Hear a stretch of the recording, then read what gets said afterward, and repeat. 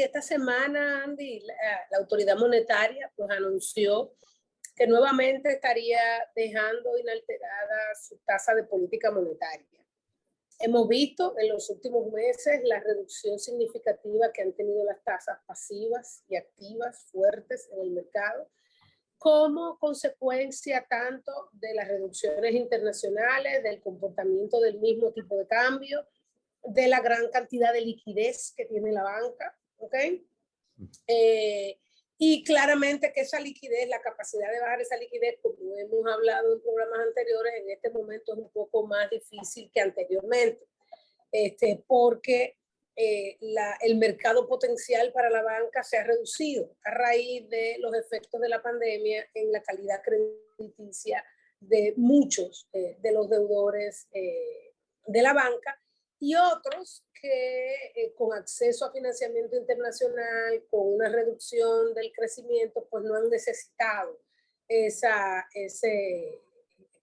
esos nuevos créditos. Eso va a cambiar, sobre todo, por ejemplo, usted va a tener un sector hotelero que está comenzando a invertir nuevamente, lo cual va a requerir recursos de la banca también, entre otros sectores que ya se están recuperando.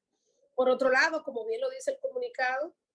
hemos tenido una política fiscal relativamente restrictiva, si uno lo ve desde la perspectiva simplemente de los números fiscales, ¿verdad? Aunque no en ánimo ha sido restrictiva, porque la planificación no fue restrictiva, ¿verdad? De hecho, el presupuesto complementario implicaba otras expectativas cuando se hizo, era una política un poco más expansiva. Pero en la práctica ha sido una política restrictiva. Esto, obviamente,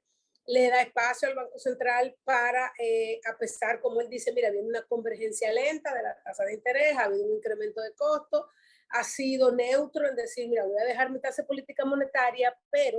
recordemos que durante la pandemia el Banco Central pues liberó fondos a la banca para que esos fondos estuviesen disponibles, reducir las tasas de interés y poder de esa manera motivar también la demanda agregada.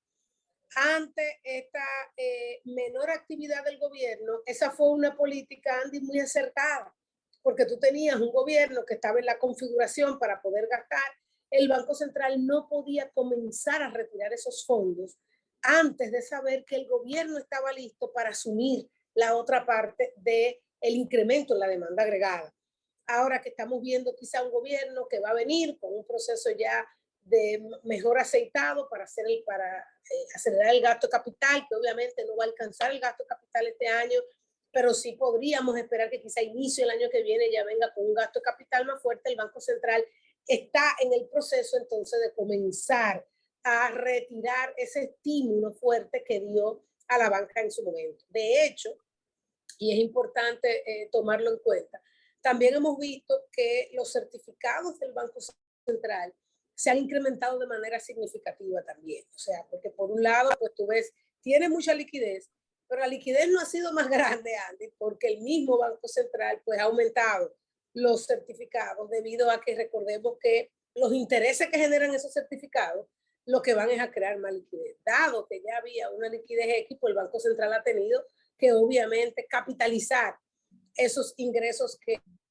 vimos ahí, y por otro lado, tú tenías una AFP que te genera una liquidez, un ahorro, y el Banco Central, pues en su política ha tenido que configurar todo eso. Se está diciendo, mira, me estoy moviendo hacia una política que, aunque a nivel de la tasa de política monetaria la estoy dejando neutra, está siendo una política en efecto menos expansiva, porque está comenzando, que lo dijo desde la nota del mes pasado, Andy. Esto en el mes pasado, cuando también deja su tasa de interés estable, pues también anuncia el inicio de recoger estos certificados de este encaje. Pero también tenemos una cantidad de certificados que va a venir una liquidez natural cuando el Banco Central comienza a dejar que parte de esos intereses entren al mercado y sigan generando liquidez. Esto es lo que te dice, Andy, que no vemos un riesgo de aumento de tasa de interés, por lo menos significativo en el corto, en el mediano plazo. Las tasas de interés internacionales siguen muy bajitas, a pesar de que el riesgo inflacionario, como hablábamos en el segmento anterior, sigue ahí y sigue latente. Entonces, esta coordinación entre la política monetaria y fiscal en estos momentos es todavía más crítica para poder, ante esta coyuntura, no empujar drásticamente los precios, pero al mismo tiempo no quitar los estímulos para que la economía se siga recuperando. No nos hemos recuperado. Estamos hablando de un incremento del 10%, 11% con el año pasado, que no es bueno verlo, sino es mejor verlo con el año 2019. Con el año 2019, este año estamos pensando quizá un incremento cercano al 4%. O sea, todavía es una economía que para el potencial que tiene la economía dominicana, para los fundamentos que tiene la economía dominicana, es un crecimiento relativamente mediocre. Entonces, lo importante es que nosotros tengamos un año 2022 donde se vea la real recuperación, Andy, donde podamos ver una recuperación y de verdad que con este escenario internacional,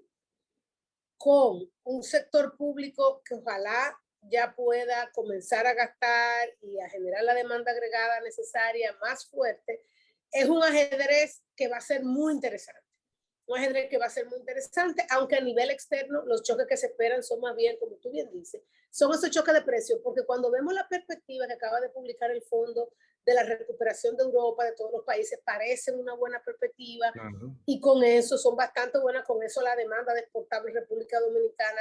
va a mejorar significativamente, y con eso obviamente también el flujo de inversión extranjera. Estamos como país en una posición privilegiada, yo creo, Andy, que algo que nosotros no debemos soltar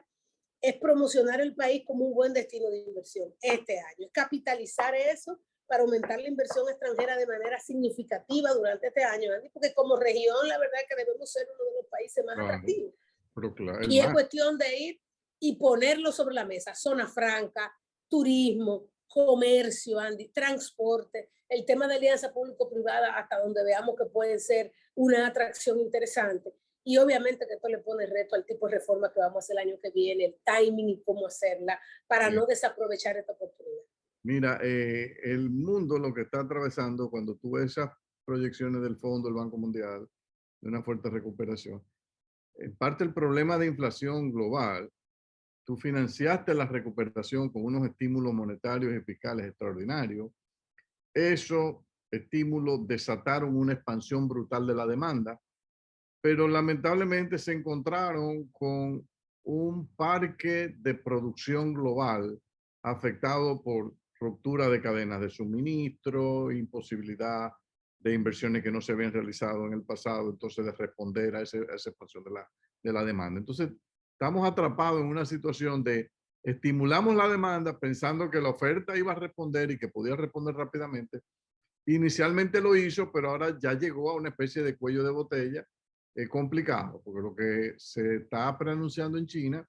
es que muchas de las órdenes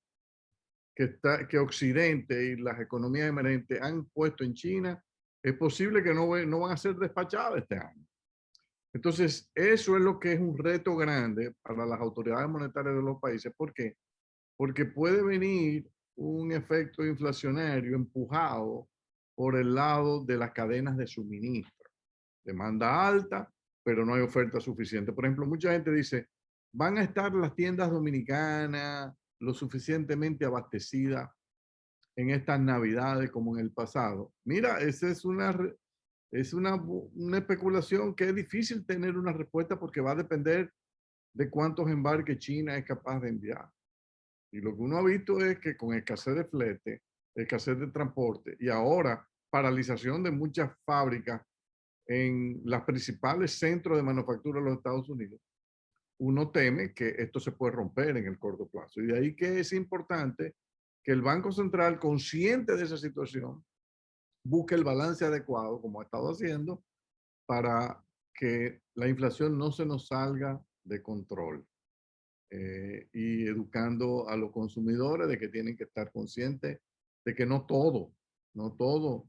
va a aparecer. Yo creo que podemos estar atravesando ahora un periodo donde nos tendremos que acostumbrar a que durante algunos meses, y quizá entrado el año que viene, cosas que estábamos acostumbrados a ver corrientemente, de repente no van a estar fluyendo en los anaqueles como se veía antes. Incluso ya comienza a verse en el sector de la construcción, en el ámbito de productos de eléctricos, que no es que es todo manufacturado en China, que no hay suficiente oferta en el mercado local. Y tú tienes un sector de construcción booming, a un crecimiento acelerado del sector privado, pero si encuentra ahí deficiencia, tú verás cierto retraso en la entrega. Yo creo que es un año interesante el que tenemos que terminar y el que viene por delante, pero creo que si el gobierno articula bien una estrategia, un discurso, unifican los mensajes, creo que podemos salir bien. Vamos a hacer una pausa.